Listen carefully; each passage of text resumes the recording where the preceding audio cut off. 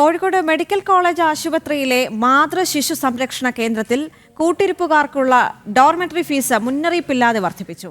APL വിഭാഗത്തിൽപ്പെട്ടവർക്കുള്ള പ്രതിദിന ഫീസാണ് 100-ൽ നിന്ന് 150 രൂപയായി ഉയർത്തിയത്. അന്തി ഉറങ്ങാൻ മറ്റ് ഇടമില്ലാത്തതിനാലും പണമില്ലാത്തതിനാലും ആശുപത്രിക്ക് മുന്നിലെ വെയിറ്റിംഗ് ഏരിയയിൽ ആളുകൾ കിടന്നുറങ്ങുന്ന കാഴ്ചയും മാതൃ ശിശു സംരക്ഷണ കേന്ദ്രത്തിന് മുന്നിൽ നമുക്ക് കാണാൻ കഴിയും. ഗോകുൽ കെ വേണുഗോപാൽ തയ്യാറാക്കിയ റിപ്പോർട്ട് കാണാം. കോഴിക്കോട് മെഡിക്കൽ കോളേജ് ആശുപത്രിയിലെ മാതൃ ശിശു സംരക്ഷണ കേന്ദ്രത്തിലെ വെയിറ്റിംഗ് ഏരിയയാണിത്. നമുക്കിവിടെ കാണാം, നിരവധിയായിട്ടുള്ള ആളുകൾ ഇവിടെ കിടക്കുകയാണ്. ഇത് പകലിലെ മാത്രം കാഴ്ചയല്ല, രാത്രിയും ഇതാണ് അവസ്ഥ. ഇതുപോലെ ആയിരിക്കില്ല. ഈ ഏരിയ മുഴുവൻ നിറഞ്ഞു കവിയും പായകളും മറ്റും വിരിച്ചുകൊണ്ട് ഇവിടെ രോഗികളുടെ കൂട്ടിരിപ്പുകാർ സമയം നീക്കുന്ന ഒരു കാഴ്ചയായിരിക്കും നമുക്ക് രാത്രിയിൽ ഇവിടെ വന്നാൽ കാണാൻ കഴിയുക.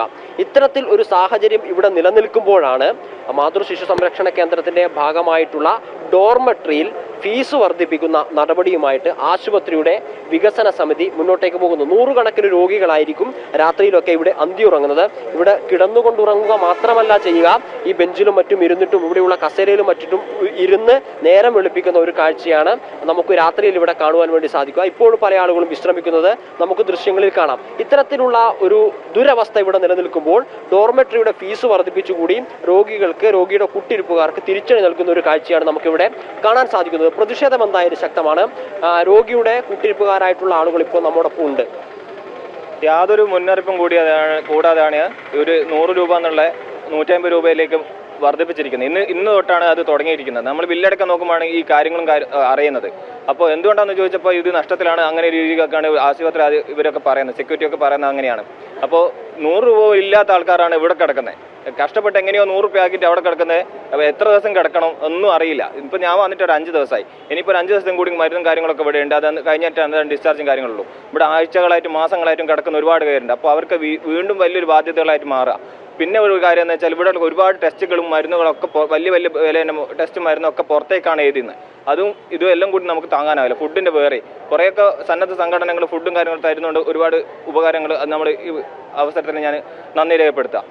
അപ്പോൾ ഇവർ വാടക കൂടി കൂടുക, അതുപോലെ തന്നെ ഇവരെ പരമാവധി ഇവിടെയുള്ള ആൾക്കാരെയും കൂടി അക്കോമഡേറ്റ് അങ്ങോട്ടേക്ക് ചെയ്യണം എന്നുള്ളൊരു അഭിപ്രായക്കാരനാണ് ഞാൻ.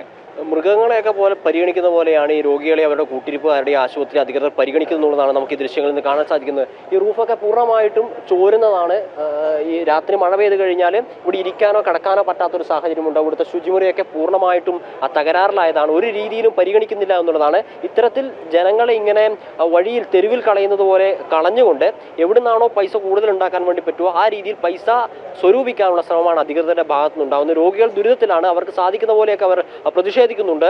ഇത്തരത്തിലുള്ള ദുരവസ്ഥ പരിഗണിച്ചുകൊണ്ട് ഈ പ്രശ്നങ്ങൾ പരിഹരിക്കണമെന്നും ഈ ഡോർമെറ്ററിയുടെ ഫീസ് വർദ്ധിപ്പിച്ച നടപടിയിൽ നിന്ന് അധികാരികൾ പിന്മാറണമെന്നുമാണ് എന്തായാലും രോഗികൾ ആവശ്യപ്പെടുന്നത്.